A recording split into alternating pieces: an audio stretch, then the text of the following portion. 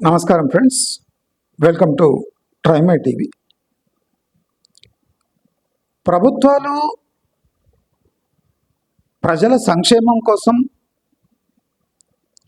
పాటుపడాలి. కానీ నేటి ప్రభుత్వాలు తమ మనుగడ కోసం ప్రజల సొమ్మును వాడుకునే మిషన్లలాగా తయారైనాయి.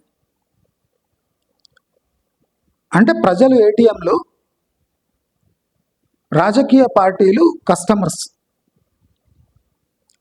అంటే డెమోక్రసీలో ఓటరు ఫస్ట్ 5,000 తీసుకుంటాడు,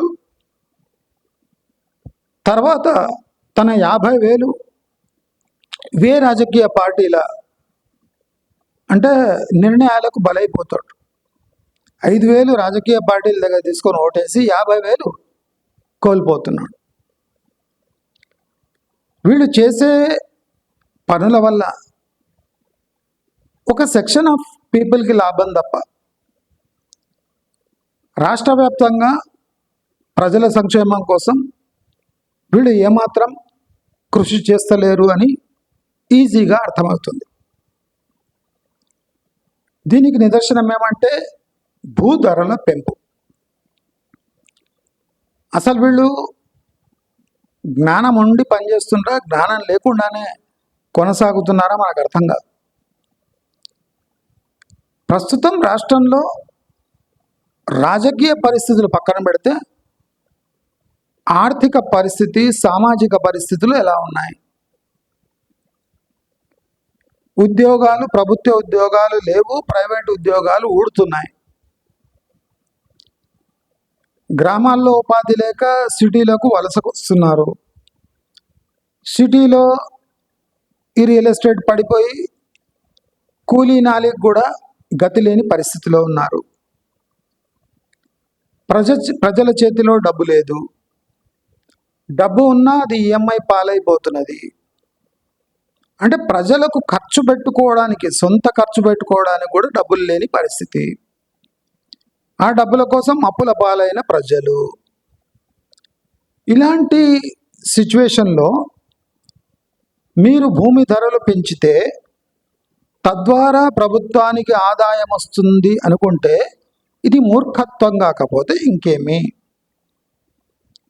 అంటే ప్రజల దగ్గర ఎలాగైనా మభ్యపెట్టైనా డబ్బులు వసూలు చేయాలి అనే ఒక గట్టి అభిప్రాయానికి రావడం, అంటే ఒక ప్రభుత్వం చేయడం, అది కొసమెరుపు.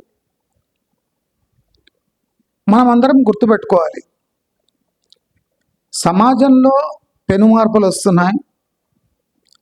గత 9 ఏళ్లుగా ఆలోచిస్తున్నట్టు ప్రజలు ఇప్పుడు ఆలోచిస్తలేరు. ఒక ఫ్లాట్ ₹1,00,00,000, ఒక ఇండిపెండెంట్ హౌస్ 1,50,00,000 అంటే ఆ ఫిగర్నే చాలామంది ఇంటి తీసుకోవడానికి ఇష్టపడటం లేదు. బిల్డర్లు దిగి రావటం లేదు, ప్రభుత్వం దిగి రావటం లేదు. ప్రభుత్వం కూడా ఇంకా రేట్లు ఎక్కువ చేస్తుంది. అంటే పుండు మీద కారం చల్లినట్టు చేస్తే వీళ్ళకి రెవెన్యూ వస్తుంది అనుకుంటే అది హాస్యాస్పదం.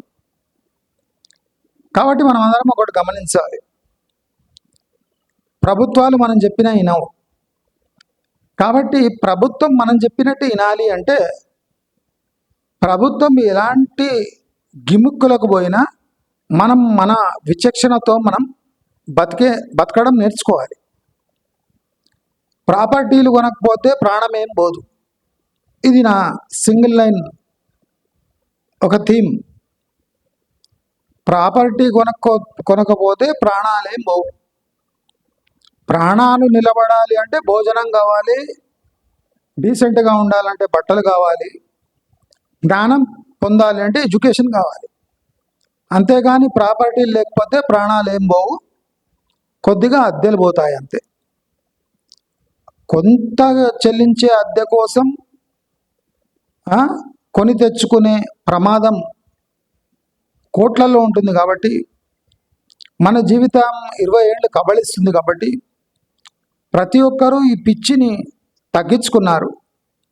అంటే బహుశా ప్రభుత్వానికి తెలియదు ఈ పిచ్చి తగ్గిందని.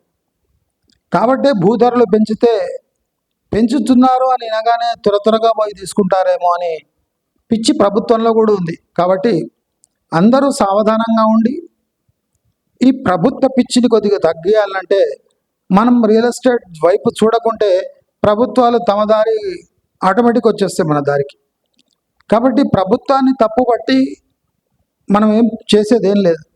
ప్రభుత్వం తన పని తాను చేసుకోబోతుంది, చేసుకోనివ్వండి. మీరు మీ పని మీరు చేయండి. అంటే టోటల్గా రియల్ ఎస్టేట్ని బాయ్కాట్ చేయండి. ధరలు ఎందుకు తగ్గవో మనం కూడా చూద్దాం. మీరు డబ్బుల కోసం, అంటే రియల్ ఎస్టేట్ అంటే ప్రజలపై ఆధారపడి ఉన్న ఒక ప్రొఫెషన్, మొండిగా వ్యవహరించి తమ ఫ్లాట్లను ల్యాండ్ రేట్స్ని తగ్గించకుండా మొండిగా వ్యవహరించి ప్రజల ద్వారా ఎన్నుకోబడ్డ ప్రభుత్వము మొండికేసి ప్రజల దగ్గరనే డబ్బు గుంజాలని ఒక తీర్మానం చేసుకున్నప్పుడు మనం ఓటేసిన ప్రజలు, మనం ఒక ఇండస్ట్రీని నడుపుతున్న ప్రజలు మనం కన్నెర్ర చేస్తే వాళ్ళ పరిస్థితి ఏమో తప్పకుండా ప్రభుత్వాలు, రియల్ ఎస్టేట్ ఇండస్ట్రీ కూడా తెలుసుకునే టైం వచ్చేసింది. కాబట్టి మనం అందరము మన కళ్ళను ఎర్ర చేసే క్రమంలో ఈ టోటల్ గవర్నమెంట్ యాక్షన్ని కానివ్వండి, ఈ రియల్ ఎస్టేట్ మాఫియా యొక్క అంటే కట్టుకథలు కానివ్వండి నమ్మకుండా మన జీవనోపాధి కోసం మనం అందరం కృషి చేయాలని అందరికీ తెలియజేసుకుంటూ నమస్కారం.